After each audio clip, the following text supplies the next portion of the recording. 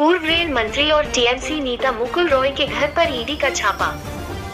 आपको बता दें कि सोमवार दोपहर ईडी के अधिकारियों ने पूर्व रेल मंत्री और पूर्व टीएमसी सचिव मुकुल रॉय के घर पर छापेमारी की। ये छापेमारी चेक फंड घोटाले से जुड़ी थी। इस मामले में मीडिया से बात करते हुए मुकुल रॉय के बेटे शुभ्रांशु रॉय ने कहा कि हमने ईडी अधिकारियों की पूछताछ का पूरा सहयोग दिया है और आगे भी करेंगे।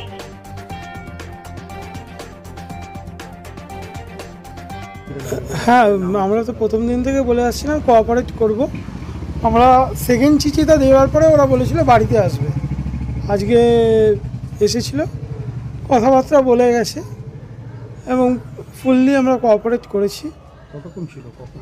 3.5 ঘন্টা ছিল। আমি বাড়িতে ছিলাম না, আমি নিজের কাজে বেরিয়েছিলাম। যেটুকু শুনেছি কোঅপারেট করা হয়েছে এবং ওরা হ্যাপি। কখন এসেছিল ওনারা আর কতজন এসেছিল?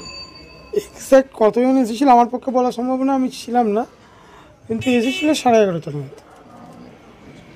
কি বিষয়ে কথা বললো কিছু জানতে পেরেছেন? না, আমি কিছুই জানি না। আবার আসবে তাও জানি না। আপনি মেল করেছেন বাড়িতে? হ্যাঁ। ওনারা এসে কি আপনার বাবার সঙ্গে কথা বলেছেন? হ্যাঁ হ্যাঁ। মানে কোনো ক্লিয়ারেন্স দিয়ে গেছে যে না সমস্ত কিছু ঠিক মতন ওরা বুঝে নিয়েছেন? আমি তো ছিলাম না, আমি এখনো ঢুকিনি এই বাড়িতে, আমি জানিও না।